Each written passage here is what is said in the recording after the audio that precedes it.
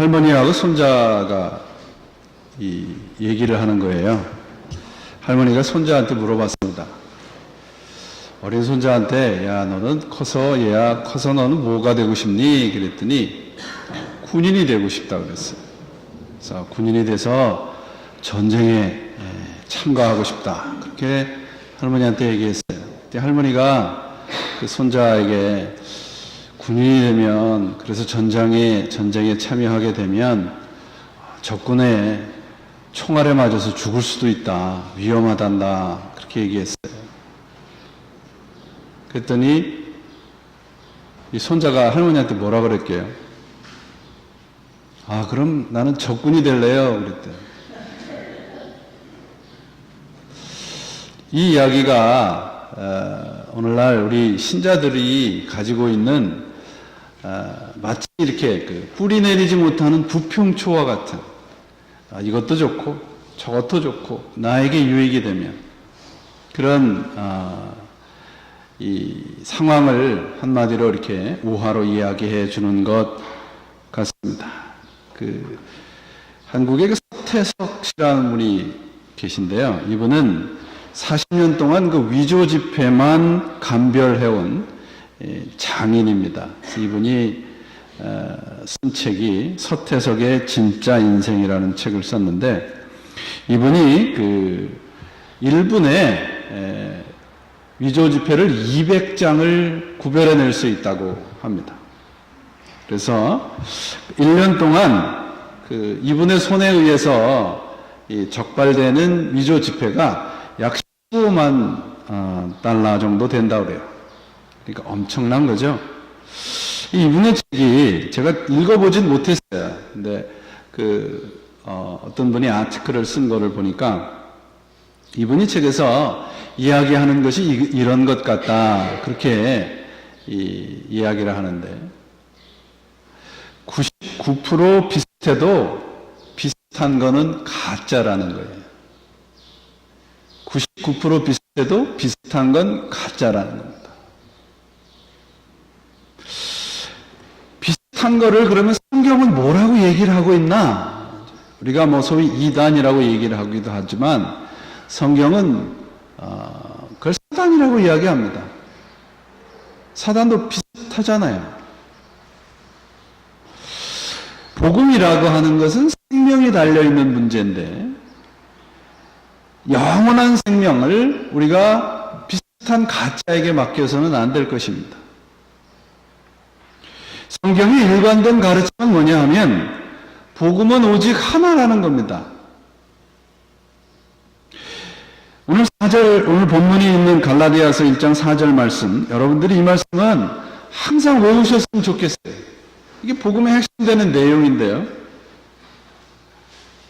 예수 그리스도께서는 하나님 우리 아버지의 뜻을 따라 우리를 이 약한 세대에서 건져주시려고 우리의 죄를 대속하기 위하여 자기 몸을 바치셨습니다. 표준 세 번역으로 읽어드렸습니다. 이게 복음의 핵심이고 전부입니다.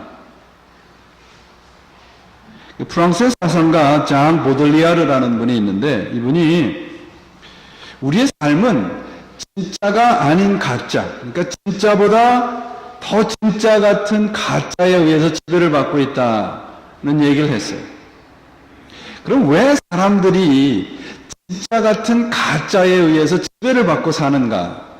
그 이유는 한 가지래요. 그것은 사람들이 그것이 더 좋아 보이고 더 쉬워 보이면 설령 그것이 가짜라고 할지라도 얼마든지 그걸 진짜라고 착각하면서 한다는 겁니다. 오늘날 우리 교회가 진짜가 가짜 취급을 당하고 가짜가 진짜의 자리에 앉아 있는 건 아닌가 생각을 해볼 필요가 있습니다. 만약에 그렇다면 진짜가 진짜 자리에 있다면, 사람들이 가짜에 더 환호한다면 그 이유가 무엇일까요? 그것은 많은 사람들이 좋아하고 인기가 있다는 것입니다. 언제부터인지 모르지만 교회가 신자들을 커스터머로 보기 시작을 했습니다. 소비자로 보기 시작을 했습니다. 교회가 신자들을 소비자로 보기 시작을 하고 손님으로 보기 시작을 하니까 교회가 그들의 눈치를 보기 시작을 한 겁니다. 그래서 그들이 원하는 것, 소비자가 원하는 것은 무엇이든지 해주라는 거죠. 이런 복음은 사도 바울의 표현대로 다른 복음입니다. 단지 편하고 내 마음에 든다는 이유 때문에 십자가의 복음이 아닌 다른 복음이 인기가 있다고 한다면 우리 교회가, 우리 신자들이 거기에 대해서는 과감하게 레지스트해야 합니다. 가짜 복음이란, 다른 복음이란 십자가로만 부족하니까 다른 불순물을 섞은 겁니다. 오늘 갈라디아서의 사도 바울 서신의 모든 부분에서 나타나는 가짜 복음은 곧 불순물을 섞은 것은 율법주의입니다. 율법주의란 예수를 믿고 구원을 얻으려면 고백과 함께 할례를 받아야 한다는 거예요. 표면적으로는 할례라고 하는 의식을 받으라는 것처럼 들리지만 율법을 강조하고 예수 그리스도의 십자가가 아니라 율법을 지킴으로써 구원을 얻을 수 있다라고 하는 참으로 위험한 이단입니다. 곧 인간의 노력으로 구원을 얻을 수 있다고 한 거예요. 그러니까 얼마나 매력적인 유혹입니까? 내가 내 노력한 만큼 대가를 얻을 수 있다는데요. 내 노력으로 영원한 생명을 얻을 수 있다는 것, 얼마나 매력적으로 들립니까? 율법을 지키면 그 지킨 만큼 나에게 대가가 돌아온다는 겁니다. 예수님께서 말씀하신 복음이 좁은 문으로 들어가서 좁은 길을 걸어라. 십자가에서 내가 죽지 않으면 구원을 얻을 수 없다. 보다 얼마나 쉽습니까? 그게 율법주의입니다. 이 바울 당시에 예수님께서 이제 승천하신 후에 사도들에 의해서 예수님의 복음이 전파됐습니다. 그래서 유대교를 믿는 사람들이 개종을 해서 기독교인들이 됐습니다. 그런데 문제는 뭐냐면 이들이 여전히 유대교식으로 기독교를 믿었다는 겁니다. 지금도 한국에 가면 불교식으로, 유교식으로 신앙생활 하시는 분들이 계세요. 그것과 마찬가지로 이 유대 기독교인들이 그렇게 신앙생활을 했습니다. 이들의 문제점은 뭐냐 하면 이방인들과 함께 교회에서 예배드리는 게 싫었던 거예요. 그래서 할례를 자꾸 강조를 한 겁니다. 이들의 주장은 이거예요.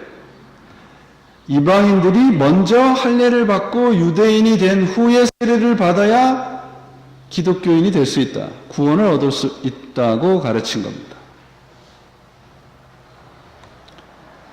그래서 이들은 할례 없이 안식일 없이 예수를 믿는 건 반쪽이다. 그렇게 이야기를 했습니다. 자신의 전통과 문화를 버리지 못하는 것은 물론이고 그들이 갖고 있는 할례라고 하는 그 율법을 가지고 이방 그리스도인들을 괴롭힌 겁니다.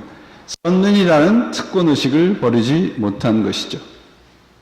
그래서 할례를 받지 않은 기독교인들은 가짜다. 그렇게 몰아세운 것입니다.